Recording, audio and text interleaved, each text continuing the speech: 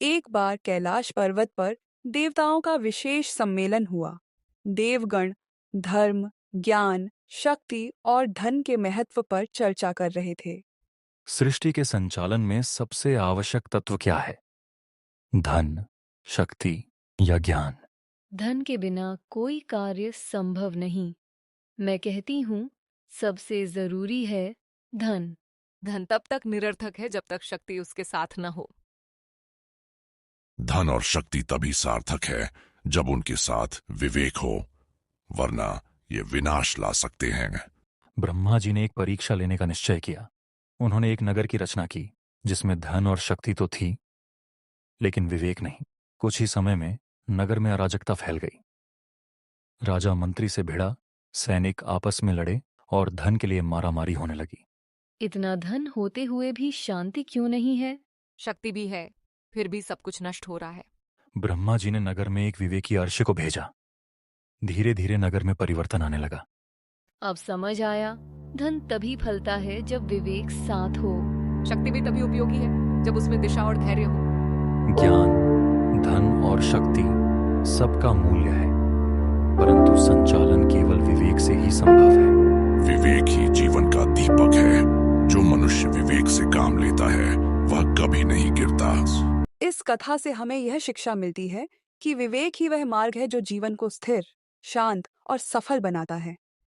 राजस्थान के रेतीले गांव बोराज में रहने वाली 15 साल की कंचन के पास जिंदगी में सुविधाएं नहीं थीं, पर सपने जरूर थे।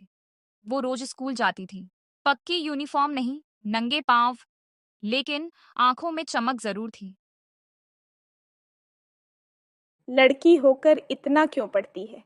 चूल्हा छौंका ही करना है। मैं चूल्हा भी संभाल सकती हूँ और चांद भी छू सकती हूँ। एक दिन स्कूल में एनजीओ की दीदी आई। उन्होंने बच्चों को मोबाइल ऐप से पढ़ाई करना सिखाया।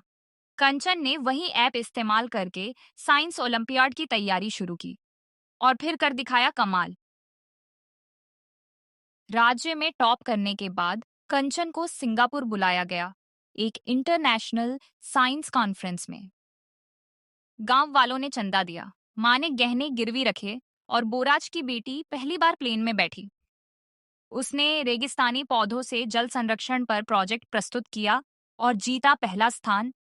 आज कंचन बन चुकी है डॉ. कंचन मीना, वैज्ञानिक और उड़ान फाउंडेशन की संस्थापक। उसने गांव में डिजिटल लाइब्रेरी शुरू की, जहां हर लड़की फ्री में पढ़ सकती है। अब हम अपनी बेटियों से कहते हैं, कंचन जैसी बनो। अगर जिंदगी में मुश्किलें हैं तो घबराइए मत। कंचन जैसी लड़कियां साबित करती हैं कि सपनों के लिए हालात नहीं, हौसला चाहिए।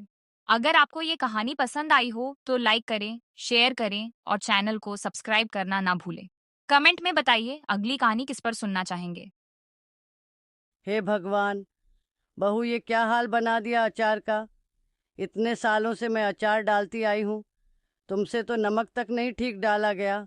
माँ जी, आप हर बात में गलती ढूंढ लेती हैं। आजकल के लोग कम नमक ही खाते हैं। हेल्थ का ध्यान रखना चाहिए। हेल्थ? और ये मोबाइल पर दिन भर लगे रहना क्या योगा है? मैं मोबाइल पर ऑनलाइन रेसिपी देख रही थी ताकि आपका अचार और अच्छा बना सकूं। अरे भाग्यवान, अब क्या हुआ? फिर से महाभारत शुरू? पूछो इसको। अचार का सत्यानाश कर दिया और कहती है हेल्थ। अरे दोनों को एक यूट्यूब चैनल खोल लेना चाहिए, सास बहू की रेसिपी। पिताजी, ये तो सही रहेगा। सासू माँ रेसिपी सुनाएंगी और मैं कैमरा चलाऊंगी। अब ये मुझे टिकटॉक बना देगी। हाय राम। हाँ, मम्मी जी बहुत तंग करती हैं, हर बात में टोका टोकी। मैं तो बस चाहती हूँ कि ये मेरी तरह सब सीख जाए, मेरी तरह घर को संभाले। शायद मैं भी जल्दी गुस्सा कर जाती हूँ। माँ जी का भी तो अनुभव है, कुछ बातों में वो सही ही होती हैं। अरे वाह, अचार से तो खुशबू आ रही है। माँ जी, कल आपने जो कहा वो ठीक था। मैंने थोड़ा और मैंने भी सोचा बहू की हेल्थ वाली बात में भी दम है। डील, लेकिन उसके बाद एक वीडियो बनाएंगे दादी वाला, और नाम होगा अचार और इंटरनेट की जो।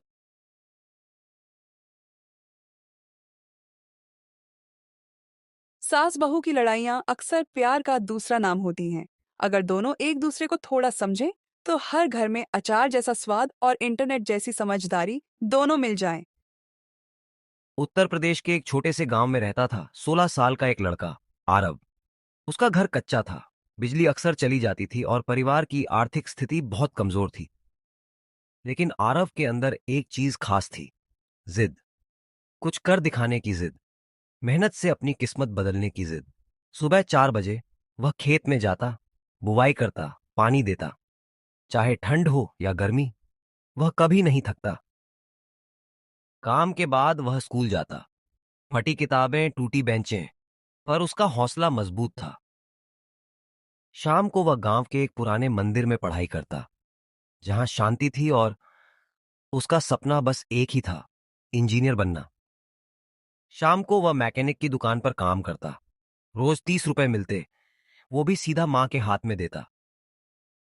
10वीं की बोर्ड परीक्षा आने वाली थी। उसने खुद ही टाइम टेबल बनाया, नोट्स तैयार किए। कई बार बिना खाना खाए पढ़ता रहा, कई बार दिए की रोशनी में आंखें जलती रहीं। लेकिन उसकी लगन नहीं थकी।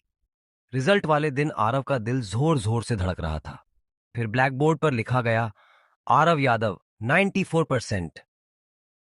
पूरे गांव में खुशी की लहर दौड़ गई। मां ने गले लगाया, पिता की आंखें नम थीं, मगर दिल में गर्व था। ग्राम पंचायत ने आगे की पढ़ाई की जिम्मेदारी ली। आरव ने इंजीनियरिंग की तैयारी शुरू कर दी। 2 बार असफल होने के बाद तीसरे प्रयास में उसका चयन हो गया, देश के एक बड़े इंजीनियरिंग कॉलेज में। आरव अब इंजीनियर बन गया था। मेहनत का फल उसे मिला और अब वह गांव के और बच्चों को पढ़ा भी रहा था। आरव की कहानी हमें सिखाती है, अगर लगन हो तो रास्ते खुद बनते हैं, चाहे हालात कितने भी कठिन क्यों ना हो। जहां चाह वहां राह। होशियार नानी और नकली साधु। गांव में एक दिन एक साधु आया।